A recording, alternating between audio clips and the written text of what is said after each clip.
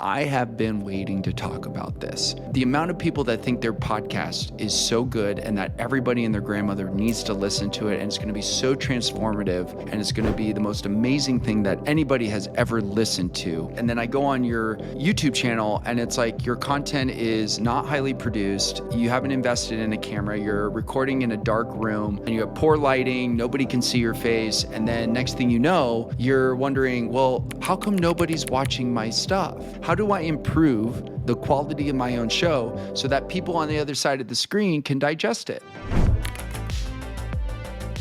Hello, good people. Welcome to Built to Tell. I am Mike Liguori. Thank you so much for tuning into this week's episode. Now, before I get into today's episode topic, go ahead and hit that subscribe button and click on that notification bell so you don't miss any future episodes. And if you're listening to this on Apple or Spotify, go ahead and hit that follow button. I greatly appreciate it. Now, I have been so excited to talk about this episode topic because, one, this is the thing that drives me absolutely freaking bonkers with people that have podcasts. This is going to be shift number 3 of our 7-part series on the creator's mindset, and I have been waiting to talk about this. And shift number 3 is, if you wouldn't watch your own show, don't expect others to do it. God, that felt so good getting out there. I got to tell you, the amount of people that think their podcast is so good and that everybody and their grandmother needs to listen to it, and it's going to be so transformative, and it's going to be the most amazing thing that anybody has ever listened to. The amount of people that are so confident in their content to go and watch their video content and their production value online is absolutely atrocious. Because, one, you're hyping up your own content, you're telling everybody how amazing it is, you're telling everybody how awesome it is, and then I go on your YouTube channel and it's like your content is not highly produced, you haven't invested in a camera, you're recording in a dark room, you're doing it on Zoom, which don't get me started on that, and you have poor lighting, nobody can see your face, and then next thing you know, you're wondering, well, my podcast is really amazing, my content is so good, how come nobody's watching my stuff? And the lack of self-awareness around that is becoming such a huge problem with creators in this space, is because they believe so much in their own mission that they're not looking outside of themselves to go, how do I improve the quality of my own show so that people on the other side of the screen can digest it, so that you can understand it, so that you can at least enjoy it? At minimum, you should be investing in a camera. At minimum, you should be getting lights. You can get a good camera for a couple $100s. I've seen it out there. You can go on Amazon and find it. And if you're having trouble finding one, there's a link in the show notes to my store. You can go ahead and find all sorts of options for you depending upon where you want to financially invest. And you can get some good lights, and you can do a little backdrop like this. I mean, look, this isn't the most elaborate backdrop, but it's clean, it's nice. My wife helped me out with it. Thank you, honey. The amount of confidence that goes into someone's show when their production value isn't there, and it's grainy footage, and it's hard to hear, and the mic's not good. This is a really big problem. And that's just on the production side. We haven't even gotten to the other blind spots about people's show. That's just on the production value of things, which, by the way, guys, tip for you, if your content production value looks really good, people will want to watch your stuff. Would you watch a video that's absolutely terrible? No, you wouldn't watch a movie that was like filmed in like crap production. And if you would, go watch Battlefield Earth with John Travolta and Forrest Whitaker and tell me how great that video is. It's actually one of the worst movies ever created. And if you haven't seen it, go watch it and you'll know why. But the thing is that the watchability of your content is so crucial, and it's so vital, and it has nothing to do with just the camera. It's also about the positioning and the framing and the formatting of your show. Most people, when they start an episode, they don't put a hook in. And the hook is there to entice viewers to step into the arena and see what you got. Show me, they say, what you are wanting to talk about and why I should stick around and give you my time and attention. That's the purpose of a hook. And the hook is incredibly vital. The trailer at the beginning of an episode for your podcast, incredibly vital. In your short form video content, the hook, incredibly vital. You must have something that pulls people in, makes them stop what they're doing, watch your piece of content and go, that was awesome. Or, man, I learned something today. Or, I'm going to share this with my partner because it's freaking hilarious. Those are really great hooks. It makes you stop scrolling, it makes you pay attention, and it makes you take an action. And most of you that have shows out there aren't putting enough time and energy into the hooks, and you really have to. And there are a ton of resources out there regarding hooks. And there are a ton of things that I could teach you about hooks, which I will do in a future episode, because that's a whole episode in itself talking about the efficacy of hooks and why they're so important in today's world. And it's not just like competing for attention that the purpose of the hook is, it's setting the viewer up for an experience that when they come into the arena, they're going on a journey and they know what they're getting themselves into and they're excited about it. But most of you are not putting hooks in front of your content. The other thing that I see people do when they record content is they are not creating any sort of tension or pain within that episode.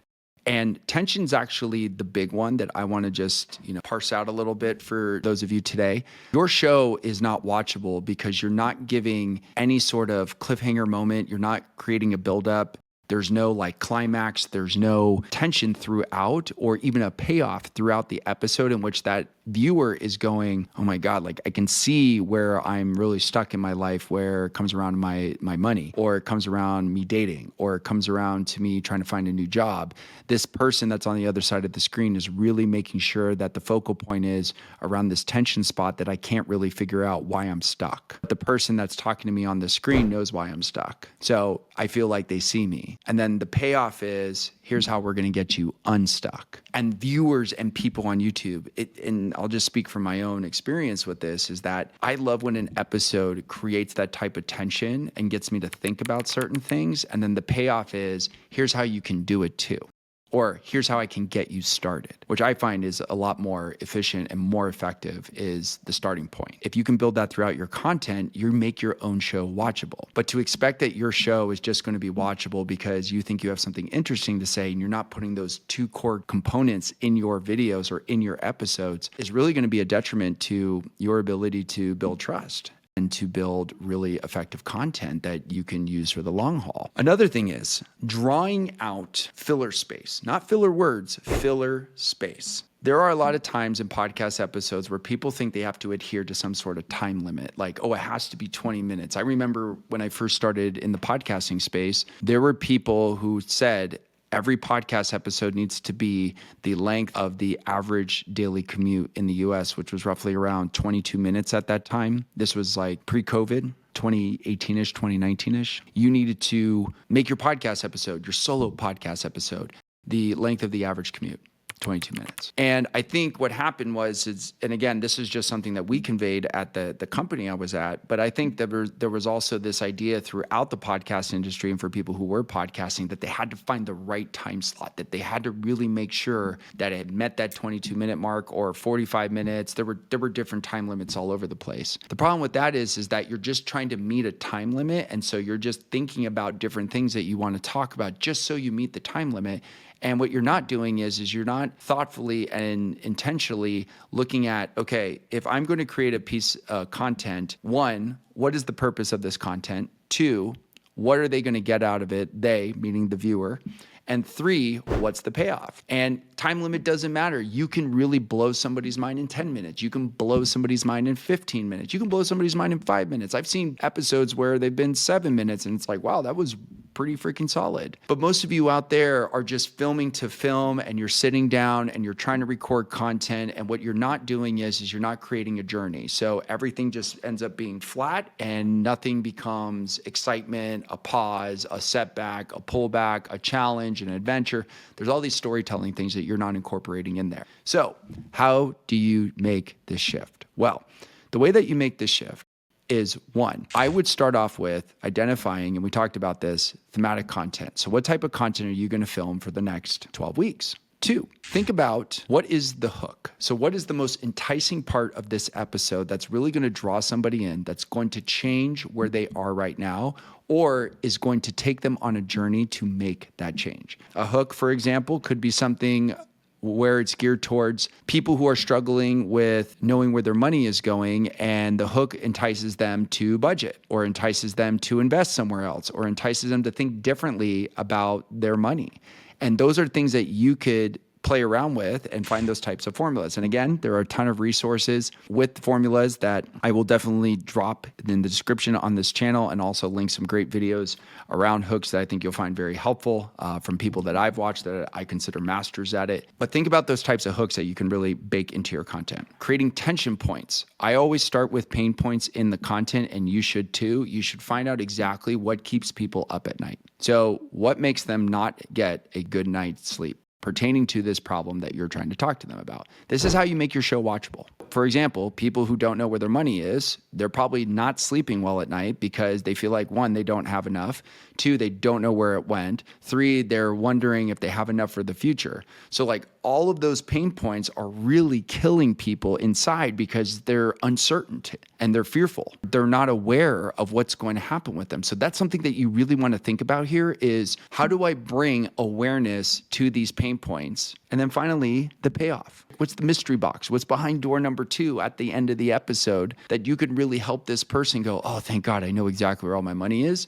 Maybe it's a spreadsheet. Maybe it's telling them that they could do something in their phone that will really help them calculate things. Maybe it is an app that they can use. You have to really be able to do that throughout. And I would encourage you to go watch your competitors' channels to get a really good idea on exactly what they're doing.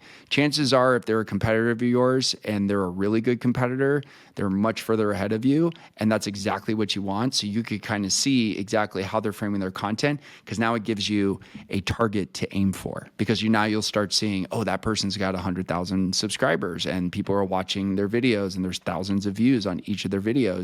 I wonder what they're doing. I would go to those competitors and I would start watching how they're framing their content just to get your mind going with that. This shift, if you can make it, is going from making your show watchable. If you don't think your own show is watchable, why would you expect anybody else to do? Really comes down to the fact that you need a hook, you need to create tension and payoff, and you need to cut out the filler words and start focusing on being super intentional with the segments within your content. Thank you so much for tuning into this week's episode of Built to Tell. If you like what you heard or saw, go ahead and hit that subscribe button and click on that notification bell. I greatly appreciate it, and thank you so much for your time and your energy. I will see you in the next episode. Take care.